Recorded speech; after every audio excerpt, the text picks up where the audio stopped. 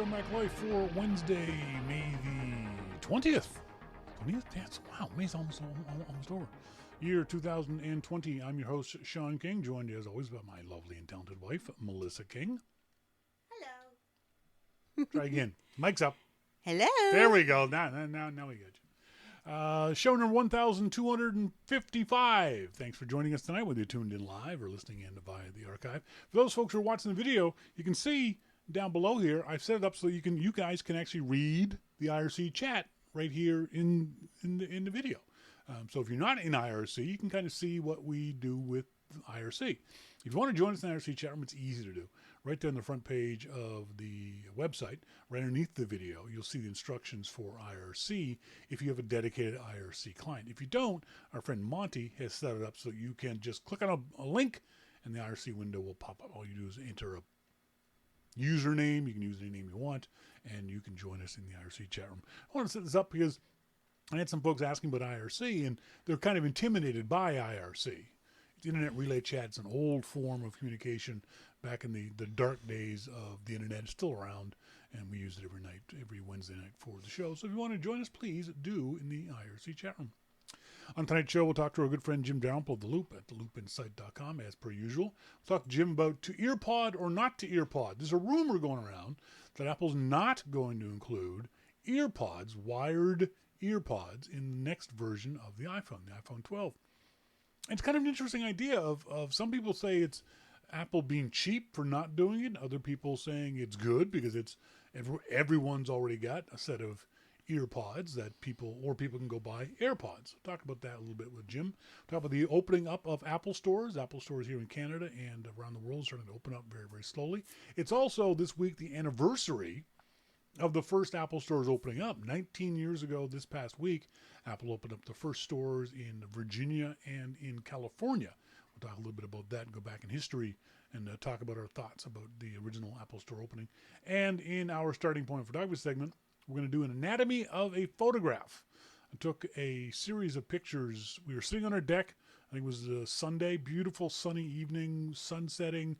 We're having Melissa and I are sitting there having a beer, having a beverage, and our lovely puppy Bruno stick his head out the door, and it was just the way he looked for that split second.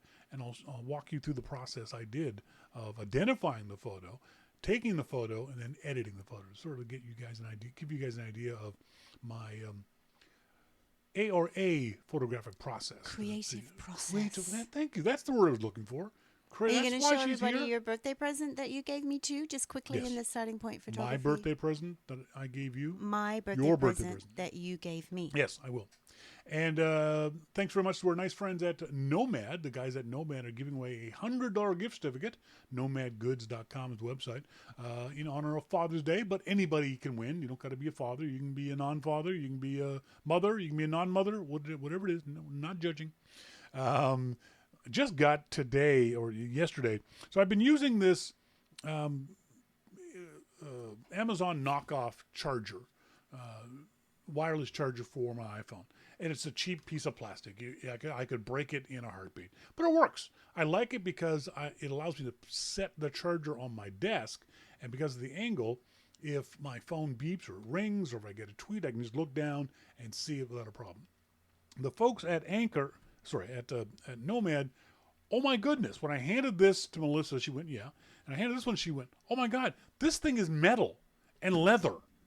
This is just ridiculously high quality. It's over-engineered, for crying out loud. It's just a beautiful charger. And now this one is now my new favorite charger. This is the one that sits and I stare at all the time. Which one is it? It's the base station stand and wireless charger from Nomad. Melissa is using the base station wireless stand for her phone. And as always, the gorgeous Nomad cables that I love so much. And also, don't forget, Nomad is still giving away, for a $5 donation, a free Kevlar-wrapped cable. So go to nomadgoods.com and check out their Cable for the Planet promotion. You get $5. You plant trees, and you get a free great cable from Nomad. So go, nomadgoods.com. I can't remember the first time Melissa mentioned this, but I've been looking for it ever since. And thankfully from a guy on eBay. First time I've ever actually bought anything off eBay. A guy on eBay had this book that Melissa's been asking for. Now, Melissa, tell the audience your history with this book. Oh, well, when I was a girl, my family, my mom, I guess, or maybe it was my stepdad got it for us. We got not at this level and size, and it wasn't hardcover, but it was an incredible big soft cover called The Best of Life. And we as a family and me as a girl, I guess it shows you the impact of true photojournalism, because the photographs stuck with me all my life. We would sit and we would just look at it, and we looked at it for years and years and years. And then we all, left home or whatever, and we'd still pull it out and look at it. And I would often say to people, oh, have you ever seen that Life magazine photograph of that? Or I'd say to Shawn, oh, remember that in Life magazine? And some of the photographs are iconic and unforgettable. Yeah. And I always miss it. And I would think, oh, I wish that I still had that book. This book was selling on Amazon for hundreds of dollars. I could never find one at a reasonable price, and luckily enough, I found the shipping cost a fortune, but the price of it was a good price. And I love the fact that, yes, it's Life magazine. When I was a kid, we got copies of it, and I don't remember any story, but I remember the photos. The photos in Life magazine, very much like National Geographic. The photos were amazing. Astounding. Those two magazines were probably the ones for photography when it came to general photography. And so I remember when Melissa said this first, I thought, oh, I'll get that for her. And when I was finally able to get it, I was so happy. But the best part about it was that as soon as you opened it up, you had all those memories, but then you showed Rory the book and Damon the book, and you and Rory sat down on the couch, and you went through the book, and you and Damon were sitting there. That's what these kind of books are for. Oh, I love that connection that you can get, because the boys both, like for Rory, for that moment, he wasn't on his phone or on his computer, and he actually stopped and he was into it. Yeah. And what I love about it, not that they're not very strong readers, but it's photojournalism. So all you need is that little explanation. Yeah. And that photograph, just the impact of it is so intense. And I've just, wow. It's like I don't want to go through it too quickly, but I do know that we'll go back and we'll keep looking and looking and looking. The other thing about it is that you don't realize how many of those photos you've already seen that are so iconic that Life magazine made iconic. Oh yeah, the pictures of Muhammad Ali standing there, the four Beatles in the pool, in the swimming pool, the sailor kissing the nurse on the life photo, incredible pictures of John F. Kennedy when he was a senator playing peekaboo. The picture of Jackie trying to crawl off the car because she had his brains all over her like that. And it's funny because that photograph of her is blurred but it doesn't matter. It's that story. It's that moment where you go, oh my God. It doesn't have quite the same categories as, and it's more updated now. It's a redone book. This one's copyrighted 2011, so yeah. It was well the one after we had. Your childhood. But I still remember, and I look at them now and go, oh, there's that photograph. Yeah. There's that photograph. It's a wonderful gift, and we'll keep it forever. Good. I'm glad. Yeah. Damon was really into it yesterday because he's been watching a show on World War II, and he's fascinated, of course. Fascinating time. I wanted to warn Rory. He's 14, a smart kid, but he's also a very sensitive kid, and there can be some disturbing images. Oh, there's some brutal images in there. There was the one image that I don't even want to bring to mind, but that of the no, I don't want to even go into it because it'll make me cry. It's not in the book though because I don't know yet. But yeah, there are some images that will just shock you and appall you and scare you and horrify you. But that was Life magazine. Oh, powerful! And Monty's right; they don't need words. Yeah, just that little. This happened in that moment, and you look at it and you can stare at it for a very long time. A lot of history in that one photo. Yep. Coffee table books are great. If you ever get a chance to go into like an old bookstore, and you can often find these for like $5, these older ones. If I was in an old bookstore, an old pawn shop, and if they had a box full of Life magazines for like $10, $15, I'd buy it.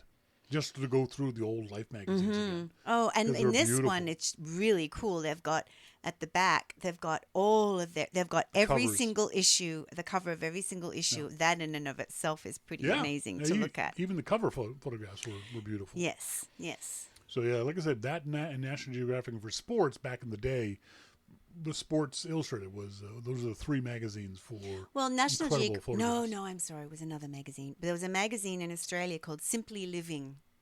It was a fabulous magazine, beautifully done. That's where my ex-husband, he got like a 5-page spread in Simply Living because I said to him on the way over there, I said, you should try this magazine, and he did it.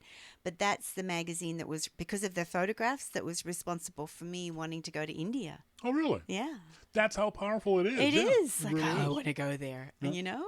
Yeah, you see an image and you want to go to the place where you saw it. Which is one of the reasons why when I tell people when they travel, do a Flickr search or Google search for images for that place.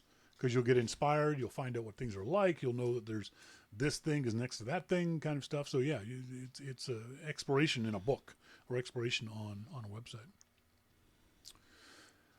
What else was going on this past week? There's something else I'll remember at the moment I take a break, but I'll remember it for later. Later on in the show, we're going to talk about the anatomy of a photograph in our starting point photography segment. But up next, we're going to talk to our good friend Jim Dalrymple of The Loop at loopinsight.com about Apple stores reopening, the history of Apple stores, and we're also going to talk a little bit about should Apple include EarPods in the next version of the iPhone. Yes, no, maybe? Let me know what you think. Send me an email to Shawn at yourmaclifeshow.com.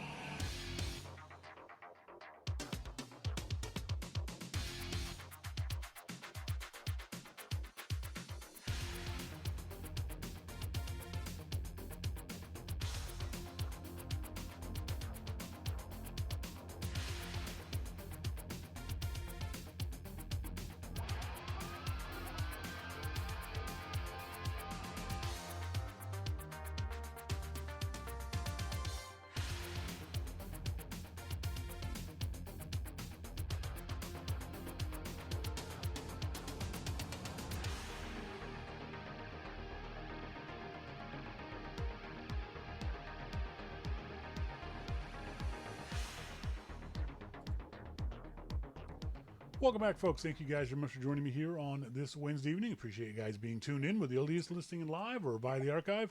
On our phone now, we've got our good friend Jim Dalrymple of The Loop at loopinsight.com. Jim, how you doing? Doing good, Shawn. How are you? Good. How was your week? Did you get out from underneath the bridge much? Week? No, I didn't. I've been actually under the bridge a lot.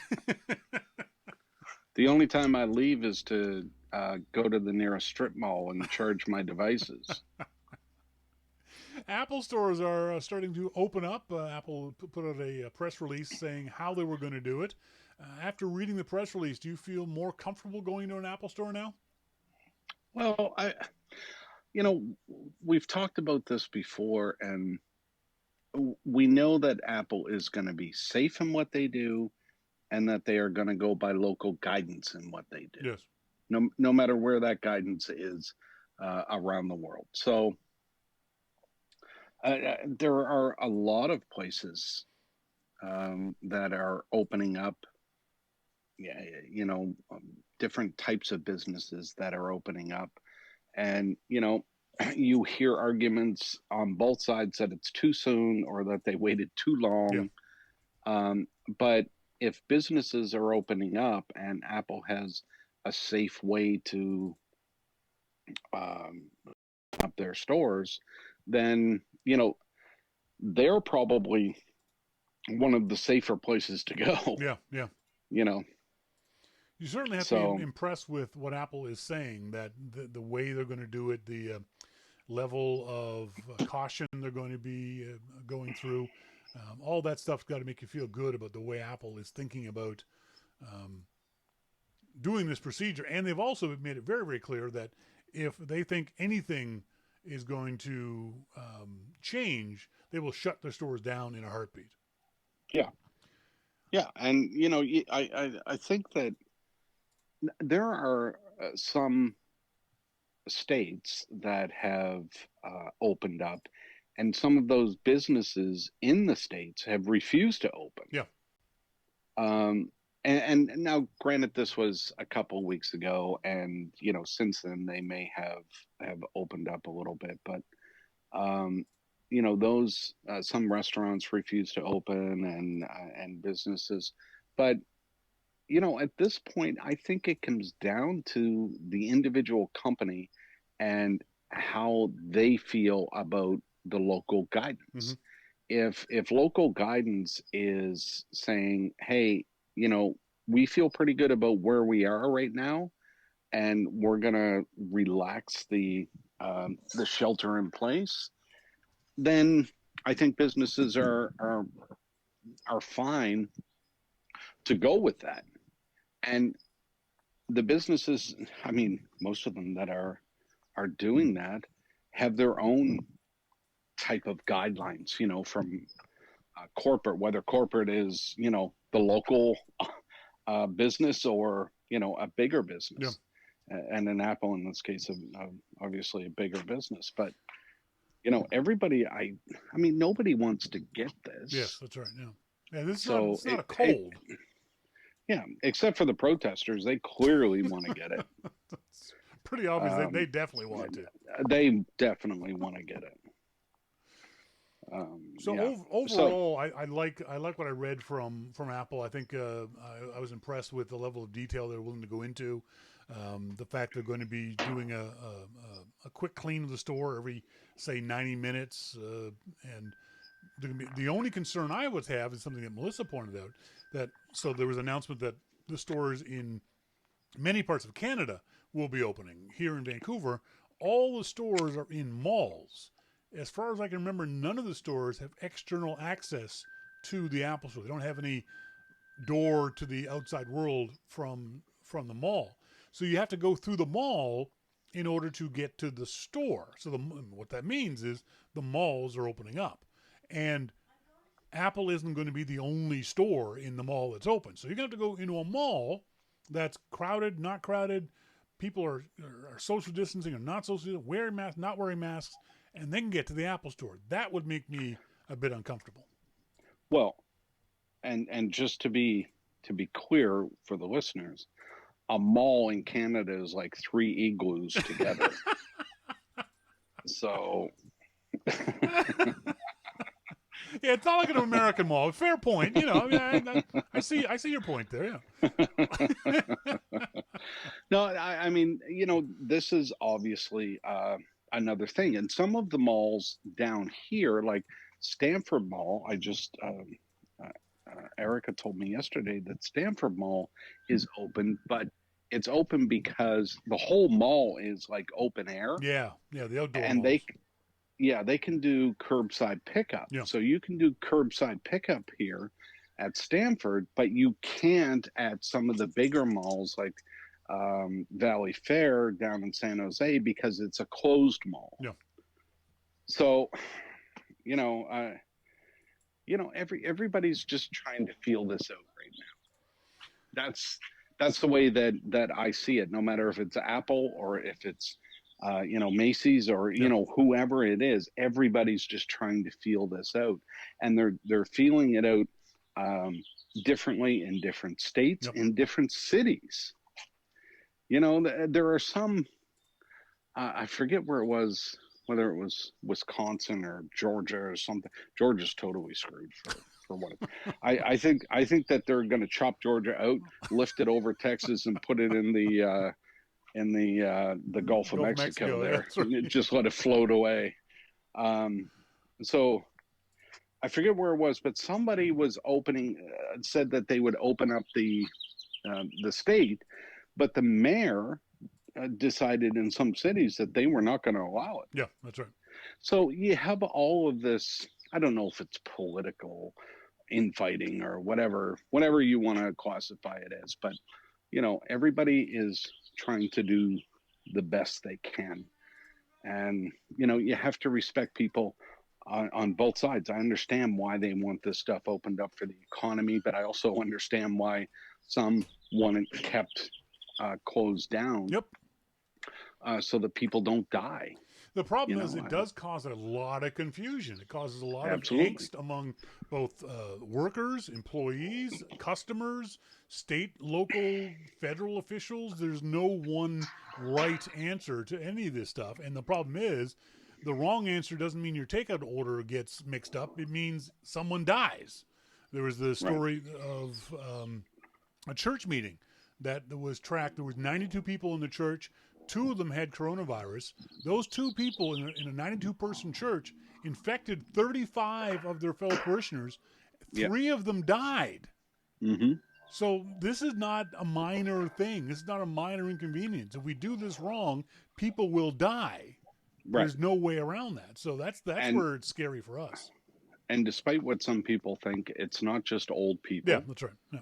There are young people that are dying. There are people that are 30s, 40s, middle-aged people that are dying. People that shouldn't. Well, nobody should be dying from this. But I don't know. I would love to see the economy start again. Yep. And to see people, the people that lost their jobs. Yep. I'm horrified at the amount of people that probably at this point cannot pay rent and cannot buy food. And to me, that is just, it's devastating to see. So would I like to see the economy ramp up again? Absolutely, I would. But I'm terrified at the same time that people can die. Yeah. I mean, I don't want to get into religion, but I saw, I think it was in the South where people said, I'm going to church regardless of what the government said because, I'm blessed and I'm going to be safe. They died. Yep. Okay, so. The other part about the whole church thing that confuses me, again, I'm not a religious person. I went to church as a kid. I enjoyed it because I went to black churches and they're freaking cool. But the idea that you have to go to church to worship God. No, you don't. Stay the frick home for a couple of months. God's in your home. If you actually believe in God, you believe in Jesus Christ, our Lord and Savior, and all that stuff, He is, it says in the Bible, within you. You do not have to go to church in order to sing hymns and to read prayers and to read the Bible. Stay the hell home. That's what I don't get by these churchgoers. That really confuses me. I will say one last thing about religion and the churches. There's churches down south, and I forget where it was. It's in. I heard it on the In the Dark podcast. I believe that's what it's called. No, it's not. Anyway, I heard it on this podcast. It's a true crime podcast, and the last show that they did was in Louisiana, and they ended up going back just for COVID because they can't do another podcast right now because it's investigative and they would be out. And some of the churches down there actually broadcast. People would come, park in the parking lot, and the preacher would be inside, and he would broadcast to their radio Yeah. from inside Yeah. in the church parking lot. Everybody had their windows closed and turned on the radio. Now, for some reason, they felt maybe it was the broadcast. It was only, it could only go 100 feet or something. Yeah, low power radio, Yeah. So they all showed up, parked in the parking lot, tuned the radio to the station, and the preacher was inside the church and would give the sermon. And all of these people were outside. To me, that seems brilliant. But you do the same thing with a Zoom meeting. Well, no, because Zoom sucks balls. But I thought that was very, very good. That's right. Now, just to be clear, the cops came in and shut them down, and I don't know why. But at any rate, I was listening to this podcast, and I thought, that is brilliant. Yeah. Good job. Good job. So, while we're doing this, I am going to look up this podcast because it is, without a doubt, the best podcast in the dark. Wait, are you saying you can do two things at once? No, because I was just jabbering there. I have no idea what I said. I suspected as much. In the Dark In the is Dark. the podcast. Okay. If you haven't listened to it, it's true crime podcast, and it is absolutely the best podcast besides yours and on the web. Well, that being said, and thank you for saying that. I appreciate that. Joe Rogan has just left or is going to leave the Apple podcast environment, the general podcast environment.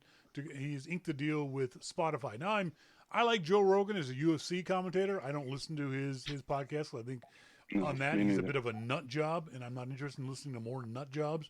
But good for him for being able to score a huge deal.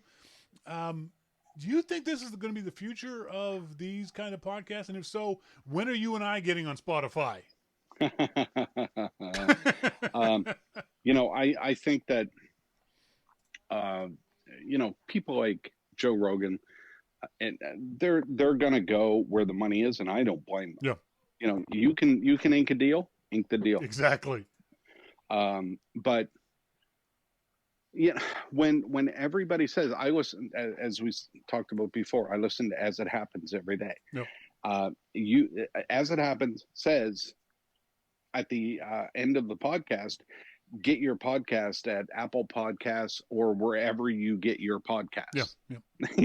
They don't say go to Spotify. Yeah.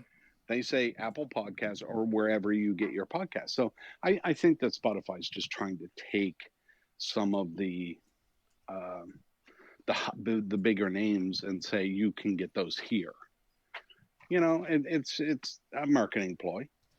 Yeah, and like you said, I don't have a problem with it. There's a lot of people going, "Oh, this is the end of the open broadcast or open podcast era." God. No, there's not. It's and the thing is, anyone who says that, I know for a fact that if Spotify or Sirius or anyone else came to them and backed a dump truck full of money up to their front door, they would all change their tune in a freaking heartpeat. Yeah. Anyone who says different is a liar. I don't go for all of that stuff that people say. I mean, I ink the deal. Yeah. You got the deal? That's ink right. the deal. I have no issue with it at all. And you know what? Does Apple really care if Joe Rogan doesn't have his podcast? No. Well, that's an interesting point because I think Apple doesn't care in general about podcasts. I think they use podcast as not a vehicle for anything, but just as I don't even want to say as a community service because they don't do anything for them except have the rankings and things like that. Apple doesn't really, you know what I'm saying, promote podcasts. They don't pay any podcasters. They don't do anything for podcasters. We're pretty much on our own, which is what a lot of people want. Will you stop digging around in the beer fridge? I need a beer.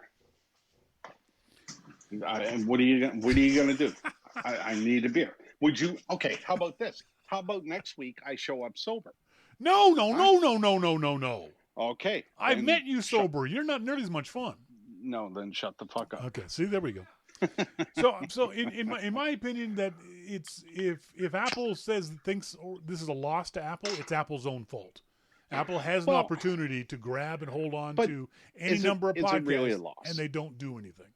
No, but is No, it a loss? no, I not mean, at all. come on. Not at all. I even let's be clear for people that may not know. When you put a podcast up on Apple's store Yep. or a podcast app, it's not hosted by Apple. Apple's not spending any money. You host the podcast. That's right. It's on your servers. It's on your servers, and you stream it. Apple streams that from your server or from, a podcast company server. Yes. So Apple is not losing any money by not having Joe Rogan. Apple is not losing any money by not having any podcast. Yeah, that's right. There is no podcast that is hosted by Apple. All they are is indexing through an RSS feed every podcast that submits themselves to Apple. So even to be in there, you have to submit the podcast. Yep. So Apple is not losing anything with Joe Rogan going there. And this is not a slap in the face to Apple. People are trying to portray it that way as well, and it's got nothing to do with Apple. It's Rogan. Nothing to do with it. It's Joe Rogan cashing in on all the hard work he's done over all these years, and I've got no problem with it whatsoever. None. And I would have no problem at all if any other podcaster said, you know what, we're going to Spotify exclusively because we just ain't a $10 million deal, and that Joe Rogan probably ain't a $100 million deal. Yeah. But, if, okay, oh, fine. Yeah, go with God. What? Go. Have fun. Enjoy your millions. I don't understand people that call down. They should be happy for him. I mean, Joe's got more money than God right now.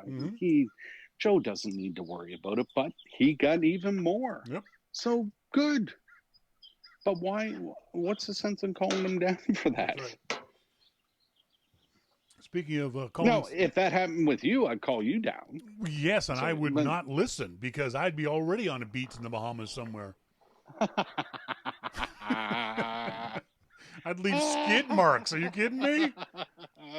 So fast, dude. Come on. Yeah. Speaking of calling someone out, the FBI is at it again. They had an iPhone. They wanted Apple to open it up. Apple said, no, we can't do that. And Apple got all pissy about it. Why does the government keep doing this? They keep using this line of Apple is the problem. Apple won't let us. Apple won't help us.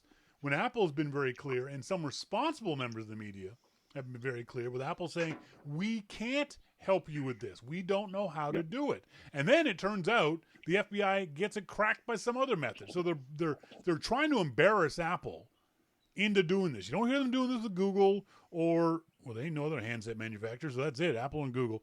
You don't see them doing it with other companies. It's just Apple they want to try to embarrass this way.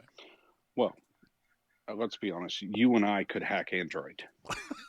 So, I mean, and we're not exactly the brain trust of the tech industry, but exactly. Not the sharpest knives in the drawer, that's for sure.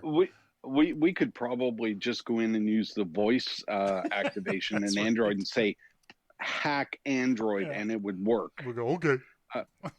So, I think part of this is perception that the government wants people that don't know any better to put pressure on Apple and say, why aren't you helping the FBI?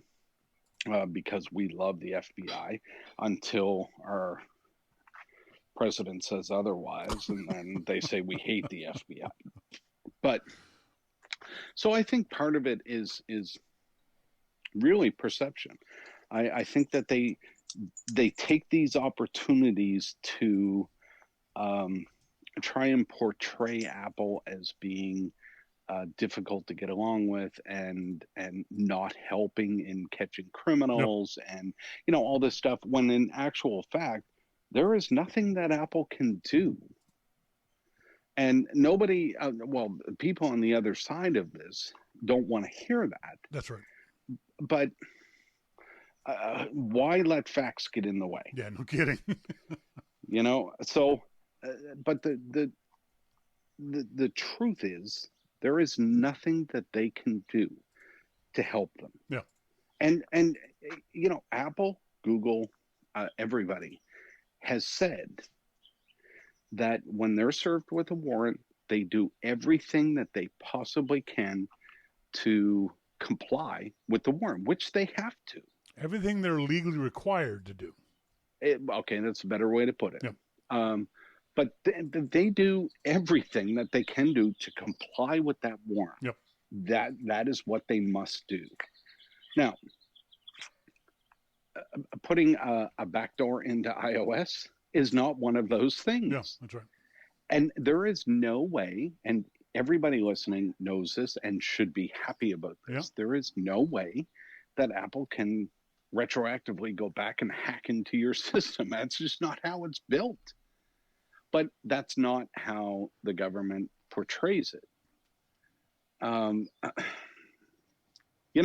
We talked about this a little while ago, and I forget what the issue was, but if they do this, basically it was, if they do this for one country, Yep.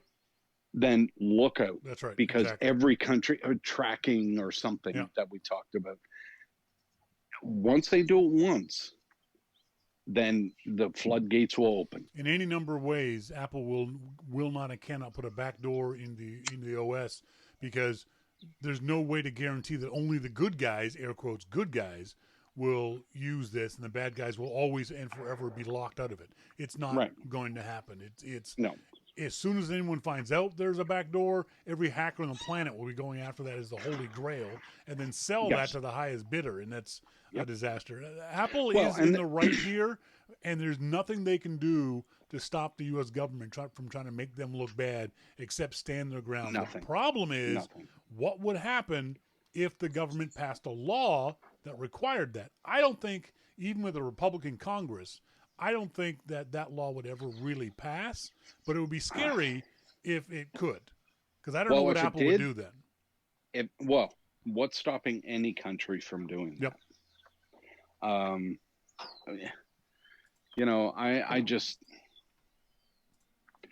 don't know. It's a scary thing that stuff like this can even be considered. Yeah. But here we are. I mean, remember the last time this was considered in San Bernardino? Exactly. That was the actions down there. Frightening, yes. Bad. Everything about it was bad. But that's not Apple's fault. It's not. So. And it's unfair to try to extort Apple into doing this, which is what the FBI is trying to do. They're trying to strong-arm Apple into being patriotic and doing what's good for the government. But as we all know, the government isn't always good for the people. No. Let's move on. There was a rumor earlier this morning or late yesterday that Apple may not include EarPods, and these are the wired earbuds that Apple has in the iPhones, may not include the EarPods in the next version of the iPhone 12 coming out in September or October of this year. I've seen two different slants on this. One of them is free EarPods with an iPhone or a financial environmental waste, and the other is to quit including EarPods with iPhones would make Apple look greedy. Is either one of those things true? Okay, so now keep in mind, this is rumors. Yes. The whole environmental thing is that, I'll be honest, the past several iPhones that I've had, I've never even opened the EarPods. Same with me. They're wrapped up. I haven't opened them, and it's done. So no matter what they do or the reason they do it for, people are going to say they're greedy. Yeah. If they don't include them, people are going to say they're greedy. Are they true? Who knows? I mean, can Apple boost its environmental thing by not including EarPods that people don't open? Yep. Well, maybe it is for the best. Don't include it. I think even if it was for the best, Apple wouldn't do it, if only because they say this on almost every call. The number of new iPhone users, when I say call, I mean their earnings calls. Earnings call, yeah. The number of new iPhone users that are coming over from Android is a significant size of the population of new iPhone buyers. And those people are going to want to listen to their iPhones. So Apple kind of has to put a product in. Even if 75% of their audience never uses it, there's still a good percentage of people who do want or need it. I think that's the logic behind Apple's doing it, is they know that, the vast majority of people now don't need another set of wired earbuds. We've all got all kinds, except for the fact the earbuds suck and they break on a regular basis, so you need 17 backups. That's not the story here. But the idea that Apple's being greedy, that they're going to pull these out of there to force you to buy AirPods or AirPods Pro, I think that's a non-story. I think Apple's doing it for that reason. There is nothing that is a non-story, Shawn. That's right. Everything is a story. Do not let facts get in the way. Are you scraping down your shopping cart? I'm scraping down my shopping cart. I will stop. Fine. There was a little bit of rust on my shopping cart, and I was trying to, wire brush it off. Wire brush, Fine. I found an SOS pad in the trash next door, and I thought I would try it on my shopping cart. They still make SOS pads? Well, I don't know. Maybe this one is 20 years old. I don't know. But it's working on my shopping cart. So. Bloomberg, Mark Gurman of Bloomberg is reporting Apple is looking to buy up older TV shows to supplement, shall we say, their Apple TV offerings. Now, Apple has said that in the past they didn't have much interest in this kind of thing. Do you think this rumor is true, that Apple is going to be bulking up its library in this way? Well, what interests me more is this Tom Hanks thing. Yes, okay, let's talk about that instead. Well, no, but I mean, both parts of this are very interesting. So, is it because of the pandemic that Apple is looking to bulk up its catalog because they can't actually film new shows? Because Apple has done some great shows. I'm watching Defending Jacob now. Oh my God, that's good. Oh my God, that's good. I mean, Apple. No, let's be clear. This is not. Tim Cook and Eddie Q and Phil Schiller are not out on the set directing things and stuff. I mean, they're buying what they feel are good quality shows, and holy shit, are they ever buying some great shows?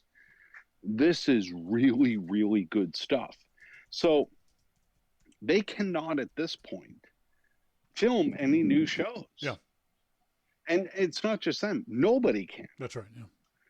So would it help them to have some older content that they could say this is Apple TV Plus now? Well, it could very well, yeah. I think, up until now, it's been all original stuff. Even original, amazing stories and all of that kind of stuff is. I mean, this is some great content that they have, but they have to do something. But then we look at the Tom Hanks movie, and whole crap, I love that. Yeah, that's definitely because of all the COVID pandemic issues, because Sony can't put that movie into theaters, and for whatever reason they want the money now, as opposed to just because there's all kinds of movies that have been held for 4 and 5 years before it got a theatrical release. So in theory, Sony could do that, but they want the money now. So Apple gave them reportedly $70 million for this Tom Hanks movie. I don't know if Apple's going to make that money back. I don't think Apple cares. I think they just want. I care. And I think that ties into, is Apple going to buy older TV shows? Because Apple's not going to buy old episodes of Hogan's Heroes.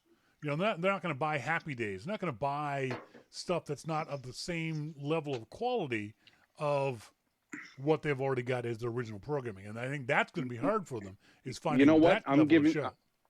You know what? I'm giving you the finger right now because I loved Hogan's Heroes. And I would love for them to buy Hogan's Heroes. When's the last time you watched Hogan's Heroes? I can't find it. Most of the people that are listening to this, well, maybe half of them know what Hogan's Heroes is. If we mentioned Hogan's Heroes on Twitter, they'd be like, what? The reason why to see Schultz again? The reason why I asked you about that was because I did watch Hogan's Heroes again as an adult. As a kid, I'd run home from school to watch Hogan's Heroes. We loved Hogan's Heroes. You watch as an adult, and you just cringe. Nothing. You just cringe as an adult. Nothing. It's an awful show as an adult. Don't watch it. I don't care. If you have fond memories of it as a kid, do not watch it as an adult. I'm gonna watch it again. No, don't. I want to see. I want to see Schultz. I see nothing. Colonel Clink and Colonel Clink. Yeah, I mean, no, it's a terrible show. It's a terrible, terrible show. But if they bought that, the Beverly Hillbillies, you know, Green Acres. You forgot about the Beverly Hillbillies, didn't you? Another show I loved. Absolutely loved it. Right. Oh God. But you know what I'm saying? They can't do that. They couldn't bring those. They couldn't put those shows up because they would obviously pale in comparison to the very high quality programming. I mean, Apple's got no true duds except for that stupid series with Gwyneth Paltrow and Jennifer Beals and that App Store crap. That was awful. They've got no. Now they may not have shows that are not popular, but there are none that are objectively bad. I may not like them, but none of them have been called bad TV by anybody.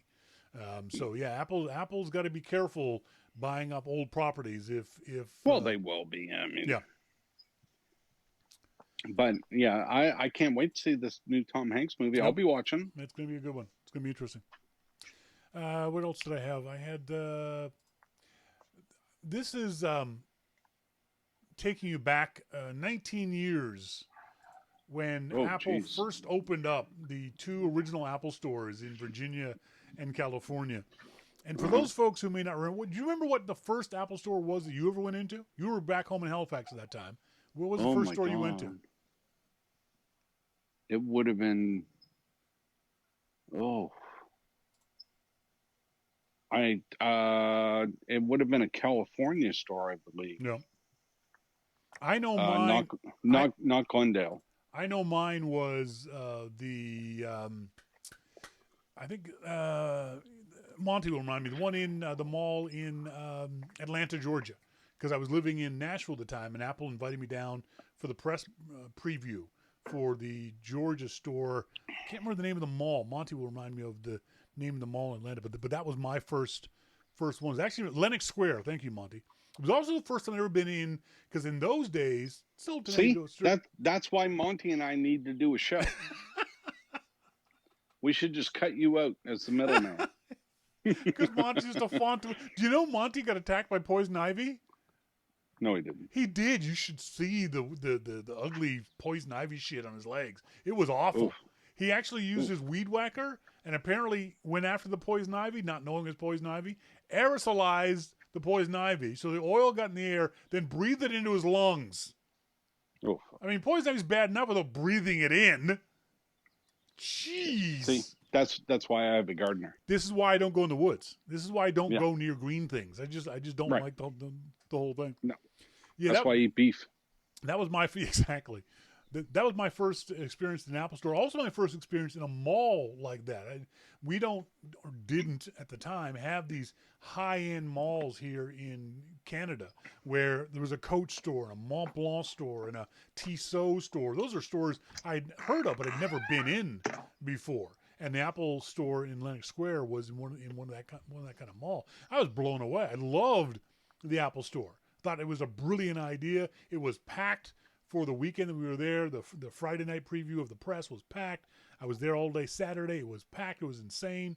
And then the Nashville, and it was just insane. But a lot of folks may not realize Apple was ripped for even the idea of opening up their own stores at the time. Yeah. They were this was going to be a failure. Everyone said this was going to be nothing. Do you remember why they were ripped for that? Because of the gateway stores. Tell them, Jim. Yes. So at the just before Apple announced that it was going to open up all of its stores, Gateway, which was a computer company that basically had a lot of stores and had to close everything down because the stores just weren't working. And then all of a sudden Apple announces that it's going to do stores, and the analysts just went nuts. They had a field day with this, that, oh no, that's never going to work. I mean, you cannot have stores. Look at what happened with Gateway. And Gateway's much bigger than Apple. Yep. You know, so clearly this can't work. And, well, I wonder where those analysts are now. The thing that to me that was always interesting about that was anyone who was paying attention knew that Gateway was a failure because, first of all, they opened up dozens of stores in the same city, just willy-nilly. They had stores that were the size of photo huts, just little teeny tiny stores. And the problem with Gateway stores was that you went to the store, you picked out the model of computer, and then you went home because they had to build and ship the computer to you 2-3 weeks later. So the shopping experience was just freaking awful. It was basically an online store and a brick and mortar store. Exactly. That's right. You know? Not a good way of doing things. Kind of like what Tesla is, to be honest. True. Yep. True. I mean, you can go to a brick and mortar Tesla place, but you can't drive away with a car. Yeah, that's right. But that's also true of Ferrari. Well, Ferrari, you have to be in the club in order That's to be able to drive away with a car. Exactly. Eddie Q is in that club. So, yeah, it was kind of understandable at the time. I mean, but if you paid attention to Apple, you would know that previous to all of this, 10 years before, they were selling computers in Sears and Canadian Tire and just everywhere they possibly could, and they were a colossal failure in general purpose retail because the store staff didn't care about Macs and Apple, weren't getting sales commission for selling those things, and they were too hard to explain to people. You know, the old line in retail is sell the customer what he's looking for, or sorry, what he's looking at. You don't try, if someone's looking at a PC, you don't try to convince them to buy a Macintosh. You sell them the PC that they're looking at. So Apple, and so then Apple moved into CompUSA, another failed computer store, and they had this store within a store concept, which I think is what got Apple into the idea of the Apple stores. Because once they saw the success of the store within a store in CompUSA's, because those sections of CompUSA were often very, very busy, and they had dedicated Apple employees manning the store. They weren't CompUSA staff; they were Apple retail staff, actually. So when Apple said they were opening up their own stores, it wasn't that far off what they were already doing. What became really interesting about CompUSA, and then, you know, Best Buy, and then, you know, some of these other things that Apple tried to do. But before that, what was really pissing Apple off is the independent resellers that were trying to hold Apple kind of hostage and saying, we are your retail and we're not going to do this that you want to do, and we're not going to do that. And Steve just finally got fed up and said, okay, we'll do it ourselves. And he did. The worst story I heard about Steve Jobs and those Apple stores was 6 months before they announced the first Apple store. And at this time, Macworld Expos were every 6 months. And the Apple Apple authorized resellers had an organization, a trade organization that would meet every year at Macworld Expo. And oftentimes, an Apple executive would come and talk to these guys, say, hey, thanks for the work you do, da-da-da-da-da. Steve Jobs comes, and one of the I heard this story from someone who's in the room. Someone asked Jobs, they said, there's a rumor that you're going to be opening up your own stores in competition with us. And Jobs said, no, that rumor isn't true. 6 months later, 3 months later, the stores in Tyson Corners, Virginia, and in California have opened up. Macworld Expo comes along, same meeting comes along, and to his credit, Steve Jobs showed up to that same Apple authorized reseller meeting. The same guy stood up and said, Mr. Jobs, 6 months ago, you said you weren't going to open up your own stores in competition with us. Now you open up 2 stores and plan to open up 25 more this year in competition with us. Why? How do you explain yourself? And Jobs said to him the great quote, business is business. Ouch. He didn't apologize. He didn't say we're sorry. He didn't say anything. He just said, hey, this is the way it's going to be. And they proceeded to screw those guys with their pants on for the next 20 years. Yep. But to be fair, those guys tried to screw Steve long before that. How did they try to screw Steve? Oh, here we go. Here we go. Back up what you got to say. Back it up. Because I just told you, and Steve put out things that he wanted these people to do, and they would not do it. This organization of Apple resellers would not do the things that Apple wanted them to do because they thought they were more powerful than what they were. And, you know, when you do that to Gateway, you'll probably win. When you do that to Steve Jobs, he's just going to get his back up, which he did. Maybe he did. He certainly did that. And, you know, who won? Jobs definitely won. Yeah. It winnowed the field possibly too much, depending on where you live and how the Apple authorized reseller situation was in your town or your area. Arguably, it's been better overall for Apple's customers, but one of the problems I had with it was that a lot of those guys were very loyal Apple resellers who helped Apple get through the troubles in the mid to late 90s and early 2000s, and Apple screwed them. They could have helped those guys out a lot, and they intentionally, in some ways, have screwed. I don't know if it's still happening because I've lost touch with a lot of the Apple resellers, but there for a very long time, Apple would announce a new MacBook, and it was available in the Apple stores, but you couldn't get it from your local Apple reseller.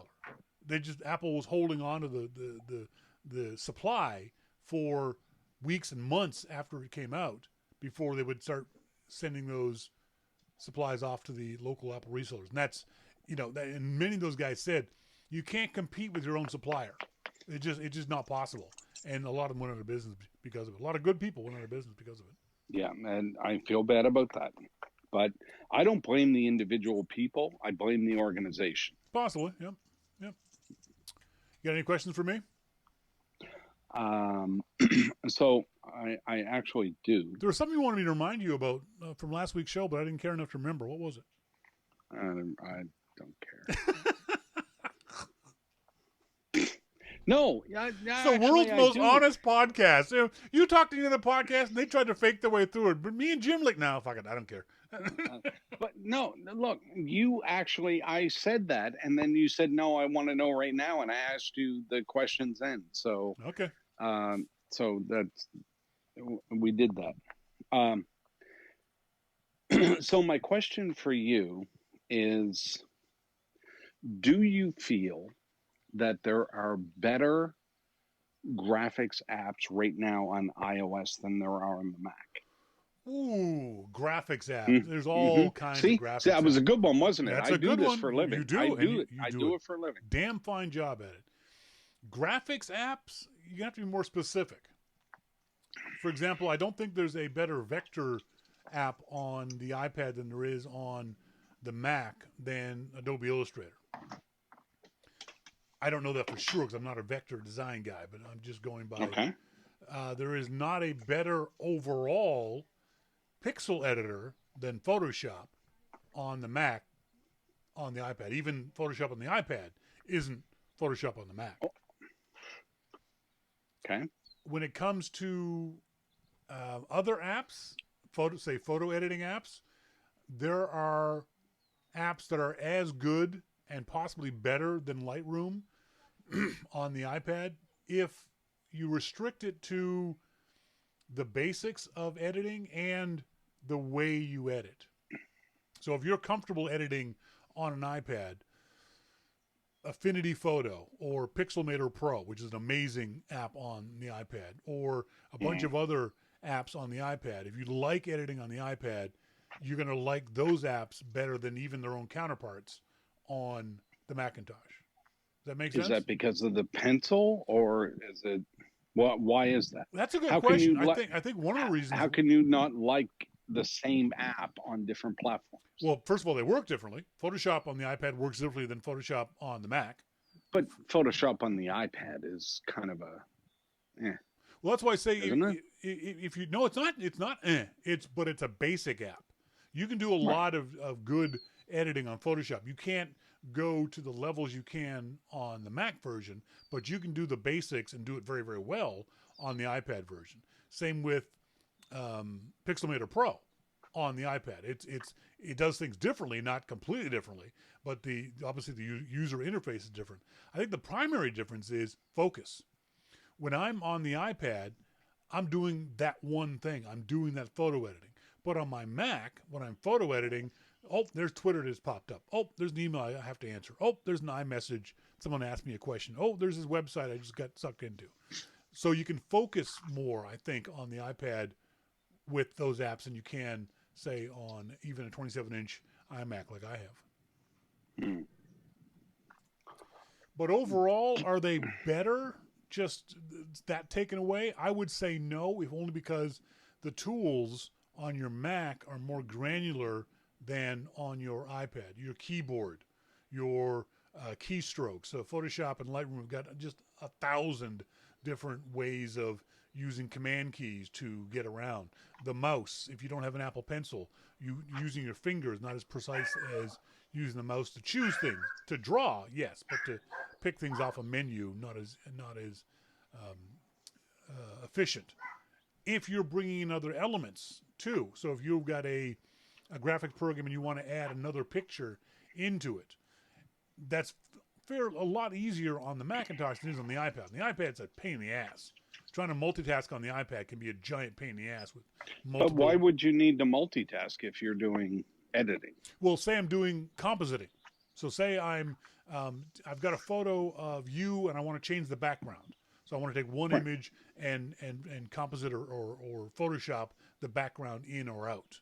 So I'm using on the Mac, it's a really easy process. On the iPad, it's a bit more finicky. You can still do it, but it's more finicky. So, given your druthers, would you rather, if you could have the perfect app for editing, would you rather do it on a Mac or an iPad? Mac. And for one reason only. You know what it is? What? Screen real estate. 27-inch diagonal iMac screen versus a 13-inch iPad screen. It's a no-brainer. I'd rather have the screen real estate. Even if you said to me it was 75% slower on the Mac than it was on the iPad, screen real estate. I want to see my images as big as I can, at the highest quality I can, so I can zoom in and do editing at a finer level than I can on an iPad. Yeah, I get that. Monty just said screen real estate will always be king. He's absolutely right. Always. When I'm editing, I've got two screens here. I've got the photo up here. I've got the finished photo up here. I got the base stuff down here. But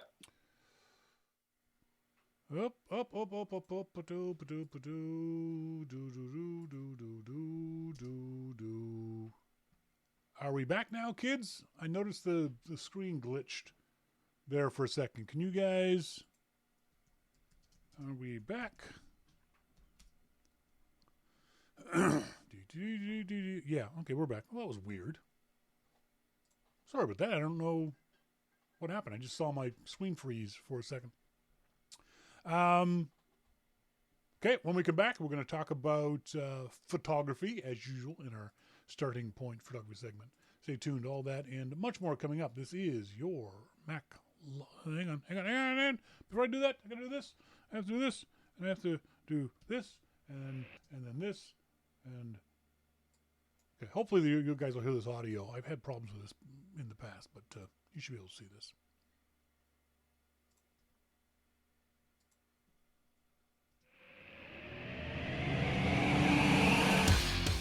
Hi, it's Vito from Prince George, British Columbia.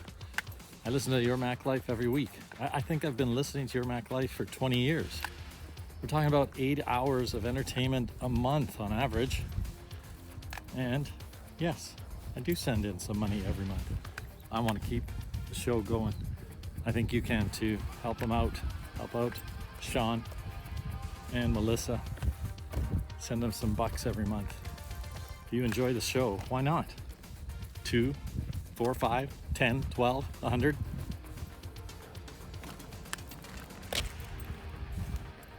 See you later.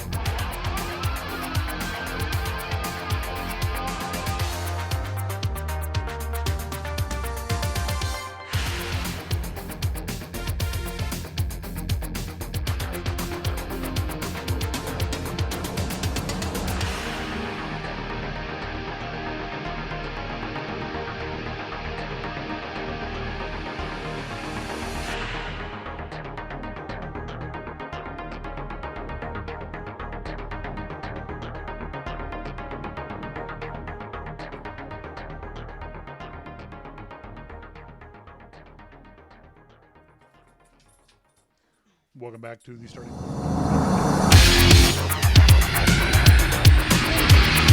anatomy of a photograph. I just want to show you guys the for those who may not. Oops, I don't have Melissa. Hang on. I knew I was forgetting to do something. Here I was admiring myself and thinking about what a great job I had done. What a handsome What a man handsome you are. man I was. All ungroomed. Oh, Jesus. I told you I'll fix it before next week's show, okay? Mm-hmm. That's not good enough for you, is it? Yes. You sure? Yes. Okay, there. And then turn that off. I forgot to turn the camera back on for my lovely wife. So, just a second. I can put that over there. I got a dog between my legs. Jeez. Shawn. Of course, shush. Don't be like that. I gotta get QuickTime, new movie recording. Sorry, the operation could not be completed. Of course it couldn't be completed. Come on, QuickTime. QuickTime, reopen it up. QuickTime over here, new movie recording. Oh my God.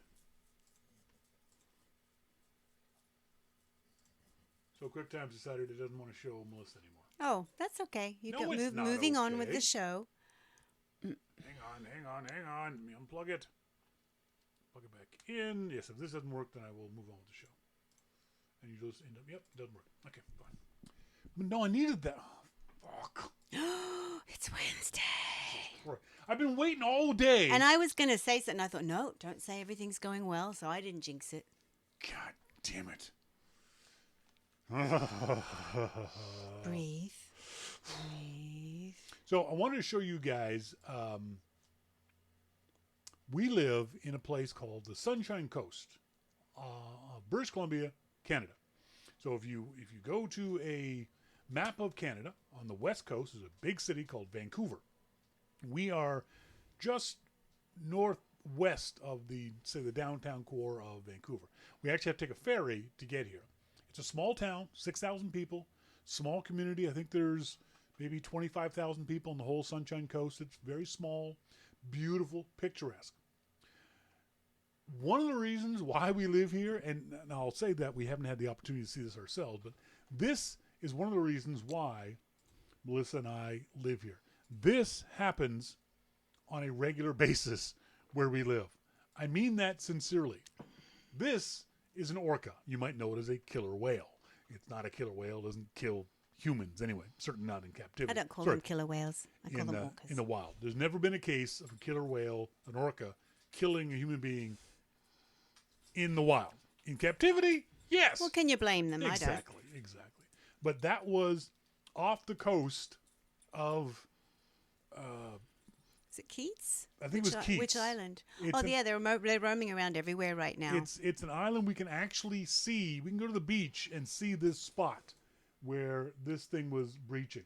Here's another one. He got some great shots, didn't he? Here's another one. These are shots of... And the other cool thing about it, I didn't realize this till I moved out here. They know who these orcas are. They know the names of them. They've given them names. This is what's called a transient population of orca. In other words, they move up and down the coast. There's another pod or group that follow salmon runs, but these ones basically stick around this area in general. And so we see them on a fairly regular basis traveling up and down the coast. Here's another one. There's also a grey whale going around and this may stay for the summer. This is a humpback whale that was humpback. Seen off the coast. That boat is a boat that we see on a regular basis when we go down to the beach. Mm-hmm. It's one of the sailboats on the beach, so that's a humpback behind the boat. This shot was taken off the guy's front porch. He was sitting on his front porch. Where do you know? Somewhere in Seashield. I'm not sure where. Yes. But he was sitting on his front porch. I think that was when they were in the in Seashield in the inlet. Another shot of a humpback whale feeding off the coast here. These things happen on a regular basis here in the area. There's MacMan baby one next to that one, and actually it wasn't a baby one. That was her son, but he's 20 years old. Yeah, she's the matriarch. The matriarch of the whole pod. And that was her son. And there was a film footage of a kayaker, and they popped up and they were coming straight at him. Yeah. I think you would have stains on your underwear.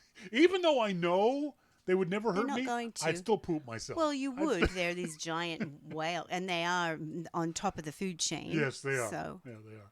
So anyway, that's one of the reasons why we live here and why I love living here so much, because it's so freaking beautiful. So Melissa and I were sitting on our deck, our beautiful deck, having an adult beverage last week. And our dog Bruno, who we have now found out, Bruno is so I can't do this properly. Do that there. We found out that Bruno is not the pit bull mastiff mix we thought he was. Bruno is a American pit bull terrier. That's a whole separate breed. He's not a pit bull / terrier. He's a pit bull terrier. So we're very happy to hear that. So we found that out. So here is Bruno. We're sitting on the deck, and Bruno, the door's open. It's a beautiful sunny day. Bruno stops at the door and just starts looking around. Now I'm facing the door. So this is the anatomy of a portrait of a photograph. This is the thought process that I go through, and maybe there's some things there that can help you go through your process. So the first thing is, I think it was subconscious that I recognized it was sunset. It was about 6:30 in the evening, and I started to notice golden hour was happening. So my brain kicked in, and I started to think about, all right, start looking for images, Shawn. Start keeping an eye out around you for golden hour shots. And keep that in mind. That light is going to be very soft, very orangey, wonderful, wonderful light. So Bruno sticks his head out, and I grab my phone. The first thing I always do is very quickly take a picture, even if it's just a shot like it's a memory photo. Not a very good photo. It just, I thought it was a very attractive photo the way Bruno was lit from the sun. Now, when I first saw him, he was facing the other direction. Now he's looking to his right. He was facing to his left, and that's what attracted me, was the fact that he was looking to his left, looking out that side of the house down towards the street. Now, that was a really nice photo. So I thought I took a really quick photo, and then I stayed with, I didn't take the photo and put my phone down. I took the photo thinking the shot's going to be better once Bruno looks back over to his left, because the sun's coming from that direction. So I waited for the shot. I waited. That's the thing. Patience. We talk about this all the time. Visualize the shot in your head. I knew the shot I wanted, and be patient and wait for the shot to create itself. So after Bruno moved again, my next thought was, I want to get the framing right. The first shot, I didn't like the way it was all crooked and that kind of stuff. So the next shot, I wanted to make sure that I got the lines I wanted to see in the shot, that the lines were straight and even. I think I have to shrink this down for you guys to maybe. Here we go. Yeah, there we go. So you can see that I've got the bottom of the shot. The lines I wanted were at the bottom of the shot. It's still not the shot I want, because Bruno's head is looking down. That's not the shot that I wanted to get of Bruno. But I'm still pointing my camera at the spot. I've got the framing set up so that I know in my mind's eye that when this happens, I'm ready to take the photo. And I'll keep taking photos every now and then, just in case, just to see what happens. So every couple of seconds, I would take another shot. It wasn't a good one, I take another shot. Wasn't take another shot. So that's what I'm doing here. I'm taking more and more shots, trying to get just the exact right one of Bruno. So then Bruno finally looks over. Come on, open up. Oh, jeez. So finally I get the shot of Bruno looking over the direction that I want him to look. And I've got the lines the way I want them to go. And the shot is pretty much, sorry, I'm just trying to frame this up for you guys to see on the show. So here's the shot that I was really happy with. This was the shot that I knew I could say this was good composition. Now, I know the background is busy. That's a bright spot above Bruno's head that you see is a mirror. So I didn't want that mirror in the shot. There wasn't anything I could do about that. I knew if I moved to my right to get the mirror out of the shot, Bruno would come to us. He would see us, because that's what he does. Whenever we move, he's like, "Where are you going? Where are you going? Are there treats involved?" We think he can be in REM sleep and you move a toe and he's like, "Where are you going?" Is there food? Is there food? Is that food sign? So I knew I couldn't move to reframe the shot. I had to be sitting where I was. But I knew the way Bruno was looking off to his left that way was the shot I wanted. I knew the color was good. I knew Melissa has just started painting the house, and there's that beautiful Vermont barn no, red. Yes, no, it is. it's Nova Scotia Dave. barn red. Oh, sorry. Vermont. There's no Vermont barn red in this house. So I knew I had the color right. I knew I had the composition right. But this is where I always tell my students, editing is half the shot. Composition is a large part of it. The interest of the shot is a good portion of it, but editing is another large part. Because this photo, just the way it is now, it's a nice enough photo, but it's not the photo. Capital T, capital P. It's not the photo I wanted to get in my mind's eye. So as Melissa and I are sitting there talking, I'm editing the photo. And when Jim and I talked about this, I think on last week's show, when I'm just really quickly posting a photo just for the fun of it on Instagram or on Facebook or on Twitter, I'll use Apple's native camera app. I'll quickly open the app up and hit the auto adjust, do a quick crop, and send it off. But when I know I've got a shot I really, really like and really want to work at, that's when I open up Snapseed. And I wanted to show you guys that, but again, because QuickTime has decided it doesn't wants to be a dick. Hang on, let me just see if I can't try QuickTime again and get it open up, because I want to be able to show the editing in QuickTime on my phone. Oh, sorry, just give me a second here. See if I can't. No, it didn't do it. God damn it. Aw. Damn it. It'll work as soon as the show's over. I know it will. So in Snapseed, the first thing I always do with Snapseed is I tune the image. I change the brightness. I change the shadows, the contrast, the brightness, the ambiance, that kind of stuff. But in this particular image, I knew I wanted to get rid of that background. And if you just increase the shadows, Bruno, because he's a dark colored dog, we'd lose the detail in Bruno too. So you can't do an overall adjustment to a specific area. That's where in Snapseed, it was very easy to use the dodge and burn section of it. And I never remember which is dodge and which is burn, but you'll figure it out very quickly. You click on one or the other, click on dodge, click on burn, increase or decrease the numbers, and then just start painting with your finger on the image. You'll see the image either get brighter or it'll get darker. And then if it doesn't do the thing you want it to do, put the numbers the opposite. So if you were at -10, put it at +10 and see what happens. So what I did was just very quickly, like I said, I cropped the image down. I wanted to get rid of the light in the upper right-hand side. I wanted to get it closer into Bruno. But even when I did that, there was still that background there. So using the dodge and burn thing, but just by using my finger, I was able to darken the background, but not darken the foreground. So it didn't make the dog darker, didn't make the side of the house darker, didn't make the red darker or the blue-gray of the siding of the trim darker.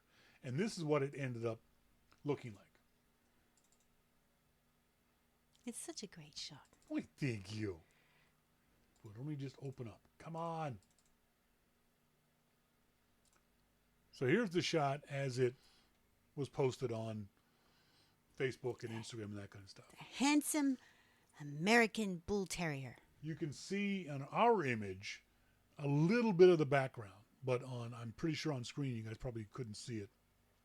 I also put a blur on it. I think it's called Glamorous Glow, and so the edges of the image are blurry, but Bruno is sharp. Now I have another shot of this where Bruno's eyes are wide open, but I kind of like his eyes being a little squishy because he's looking directly into the sun. I kind of like that image. And the other thing was when I did the dodging of the background, I noticed that his paws in the foreground were too dark. I just lightened them up a little bit using, again, the opposite, the burn tool, to brighten things up. And I'll tell you right now, this took all of maybe 3 minutes, if that, because I knew what I wanted. I had the vision in my head of the kind of image I wanted to see out of the photograph. And once I knew I had the composition right, I knew I could use the tools I had on hand, Snapseed, which is something I've used on 95% of all the images I've ever been really, really happy with. I knew the tools of Snapseed, so it was really fast to quickly hit tune image, quickly do the brightness and shadow and that kind of stuff. Knew to use the dodge and burn tool. So once you know the tools, if you're a new Snapseed user, you might spend 20 minutes of this going, what does this do? What does this do? What does this do? Not wasting time, but spending time learning where all those different options are in Snapseed. But once you learn what they are, where they are, boom, boom, boom, you're done. 2-3 minutes, you've got a really nice shot that you can be proud of. I think this is a really nice shot. I really like this shot of Bruno. It shows his curiosity. It shows his beautiful physique. He's got a great body. He does. He has a tuxedo. He's a tuxedo markings.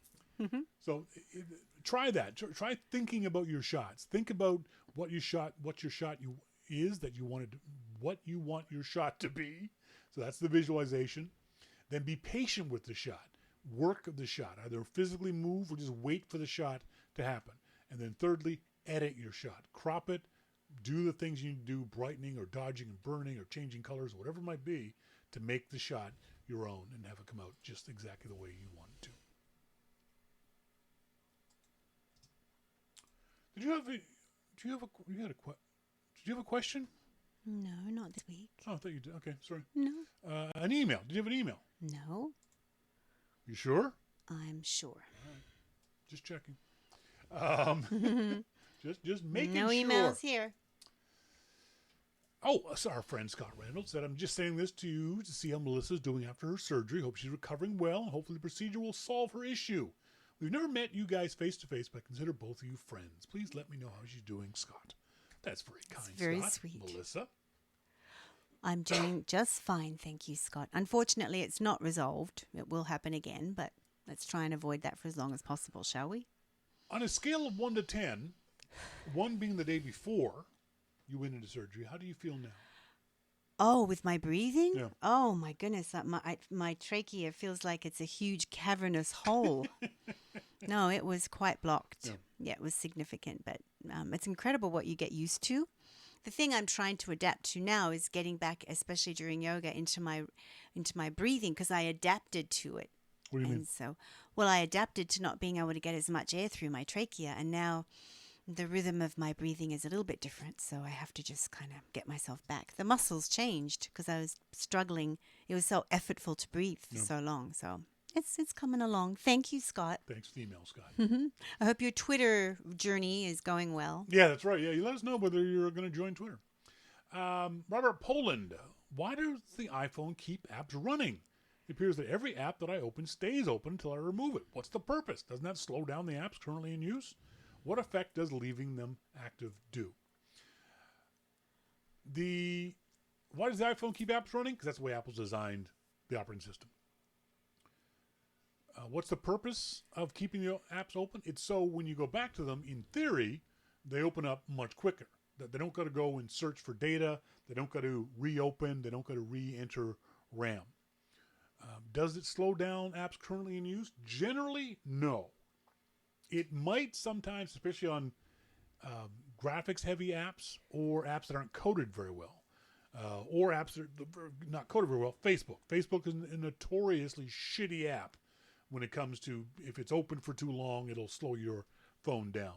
I've noticed the same thing with Waze or any GPS-enabled app, direction app. I always quit those apps the second I'm finished using them, because if they think that you're still looking for directions, they will constantly keep looking for GPS signals, so that could run your battery down.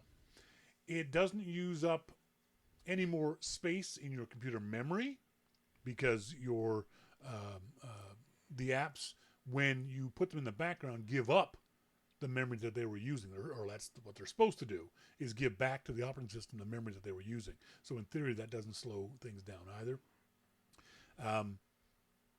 So it shouldn't affect the apps that you have. The frontmost app, the back apps being open, shouldn't be affected. Shouldn't be able to affect the frontmost app. Now, there are cases where it does happen, but in general, unless you know what those cases are, you don't got to worry about quitting all the apps that you've got in the background. Melissa was notorious for that. I think you still do it. No, I don't. You don't? No, I don't. Melissa was notorious for. I constantly saw her just swiping up and closing the apps. I said, "Why do you do that?" And she thought the exact same thing. And back in the old days of computing, it was true. You did have to close out some apps in order to be able to free up RAM, but that's not necessarily the case anymore. Our friend Don Beck in Martha's Vineyard says, I hope Melissa's doing well after her procedure. Second, happy birthday. Oh, thank you very much, thank Don. you. It was my birthday on the 7th and Melissa's birthday on the 17th. Mm-hmm. Don says, due to the coronavirus and my not driving around as much, which is my usual podcast listening time, I've been falling behind and keeping up with the adventures of Shawn and Melissa. Just listening to your photo segment on, is it cheating working on your photos after taking them? I have 2 thoughts on that. If you don't change the intention of the photo, but just make it look like you envision the scene, I call it enhancing, i.e. bringing out the camera's shortcomings. If I go beyond reality a little, I think of it as creating a piece of art. As long as you're not deceiving the viewer, it should all be fair game, just my 1 cent's worth. It's a good way of looking at it. It is. Dawn, I appreciate that.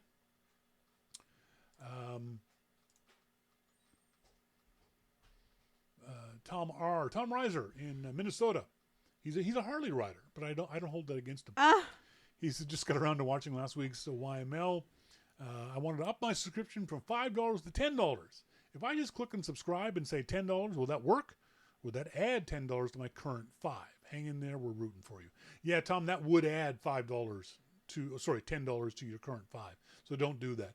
If you want to, at any point, if you want to change any of your amounts for your subscription, unsubscribe from YML, then resubscribe at the new amount. Don't forget, the nice folks at Nomad are sending us some really cool. No, sorry, they offer some really cool stuff. You can go to the website at nomadgoods.com. Let me just show it to you. Nomadgoods.com is their website. Waiting for it to come up so I can show you guys. They're doing a lot of really good stuff too. They've also done some of their manufacturing to start manufacturing masks for folks in the essential services. You can buy the masks too. They have a whole bunch of really cool. Where'd that go? Stop that. What happened there? Update. I'm now getting the connection was severed to the Flash server. Check your connection with the internet and try again. What the hell, Wirecast? What Flash server? Jesus. Yeah, they've got a whole bunch of really cool apps. I absolutely love their universal Kevlar 3-in-1 cables. It means I can plug 3 different things, not at the same time, but I can use one cable and use it in place of 2 other things. So it's very convenient. I love their base station charger. They sent this one to me last week, and I was hugely impressed with the build quality of this thing. This is a solid chunk leather on the back here, solid chunk of rubber on the front, rubberized on the bottom so it doesn't slip. I've got another one, which is just a cheap $10 thing that if I dropped it on the floor, it would smash and break. But this thing is very high quality, and I really like the build quality of this. So the folks at Nomad are allowing us to run a contest, Father's Day contest, but anybody can win. You don't got to be a father. You can be a mother. You can be neither. Send us an email to Shawn. No, go to the website at yourmaclifeshow.com. The top of the page, there is a Friends of YML contest entry form. Fill the form out. Make sure you put in a proper email address, because otherwise I won't be able to send you your $100 gift certificate. And that sends us an email that we'll put into our prize draw. But if you're a subscriber to YML, you are automatically entered into our contest. As a matter of fact, not only are you automatically entered as a subscriber, you are entered with the you get additional entries for every $2 above your initial subscription. So if you subscribe for $10, you get 6 entry forms. You get 1 for being a subscriber, and then 5 for the 2 divided by 5. 2 divided by 5. 2 divided by 10. Screw it. You get 5. I'm trying to figure out. So am I. I'm just gibbering on now. But yeah, if you're a subscriber to Your Mac Life, we'd love for you to be a subscriber to Your Mac Life. Please do so. Go to the website at yourmaclifeshow.com. On the left-hand side there, you'll see subscribe to YML. You can subscribe for $2, $5, $10, $15 a month. Comes out of your PayPal account or comes out of your credit card. You can also donate if you choose to give us money to go buy beer or sushi or whatever it might be. The other thing you can do too is when you are shopping on Amazon.com, if you come to our website first and click on any one of our Amazon picks of the week. By the way, Apple AirPod Pros are down to $234 US, which is a ridiculous price. All those links to the left-hand side of the page. You don't have to buy that thing, but click on any one of those ads there that are on the left-hand side of the Your Mac Life page, and that sends you to Amazon, and then do your regular Amazon shopping. And because you click through our website, Amazon gives us a bit of a kickback. So we'd appreciate if you would do that as well. Folks, that's it for tonight's show. I want to say thanks, as always, to our good friend Jim Dalrymple at The Loop at loopinsight.com. Also, the nice folks at Nomad, nomadgoods.com. Send in your entry form for the $100 gift certificate. We'll do that drawing at the end of June 24th, the Wednesday after Father's Day. As always, thanks to you guys for being tuned in, whether you're listening to the archive or whether you're tuned in live in the IRC chat room or just listening in live, however you so choose. Until next week, as always, I've been Shawn King. I've gone. I'm not there anymore. Actually, I kind of like it. I can pick my nose or, you know what I mean? I'm Melissa King. And you've I'm here. You've been listening to Your Hello. And you just shot the hell out of the end of the show for me. Yeah, I'm thinking to myself. Does you good. I'm thinking to myself, yeah, I'm doing good. The show's good. I'm wrapping it up. I screwed up a few times, but I'm smoothly getting it. I'm on a roll. I'm on a roll, then. This little mink shits all over the end of the show. Folks, I've been Shawn King. Bye. Thank you. DH says happy birthday. Try Bye. again. I've been Shawn King. I'm Melissa King. And you've been listening to Your Mac Life. See ya. Bye.